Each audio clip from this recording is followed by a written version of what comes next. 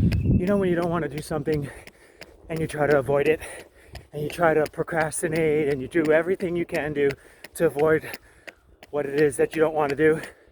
Maybe it's making a phone call. Maybe it's having a hard conversation.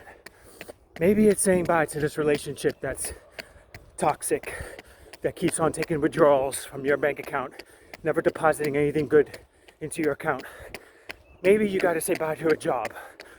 Maybe you got to make a big decision and you just keep putting it off, making excuses, rationalizing in your mind why everything possible can go wrong and the reasons why you got to stay where you're at.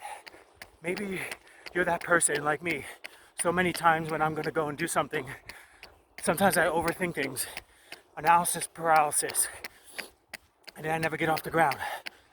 What I learned in life is what can go bad will go bad. It's there, it's waiting for you. It's inevitable. It will go bad.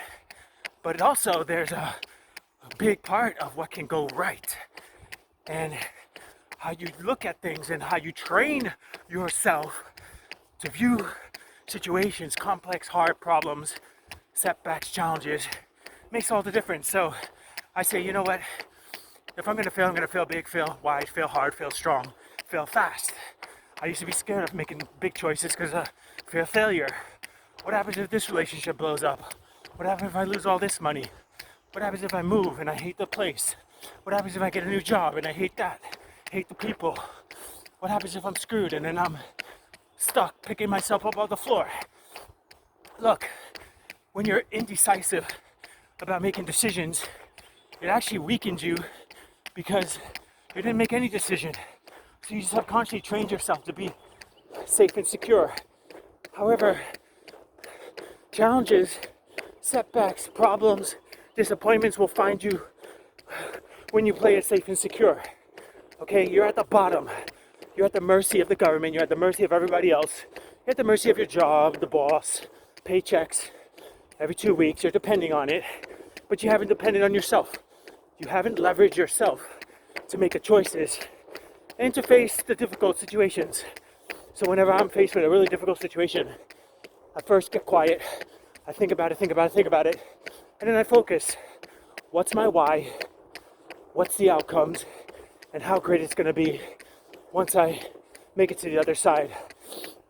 Now, are there gonna be challenges and setbacks? Yes, but I don't focus on them, and I don't let that stop me. I think about it, I plan for it, and I adjust myself, and I strategize so that when it does come, or if it does come, but in my mind it's gonna come, but most of the time it never comes, but at least I'm ready. I prepared for it every day. And because I prepare for it every day, repetition, I'm ready to face whatever that comes my way. Okay, do I have all the answers? No. Do I know exactly what to do in those situations, decisions to make? No. Am I gonna let people down? Of course I will. Are people gonna be unhappy with the decisions I make? Yes, that's part of it. Am I gonna lose friends and lose love? Yep, that's a part of it too.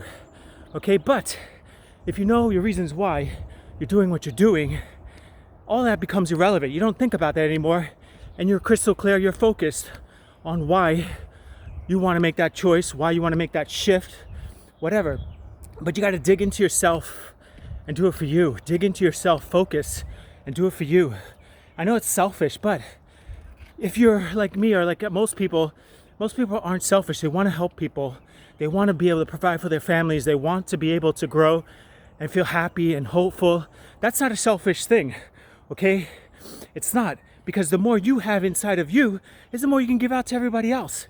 Definitely not selfish, but if you fill your cup up with garbage, you're gonna spew out garbage.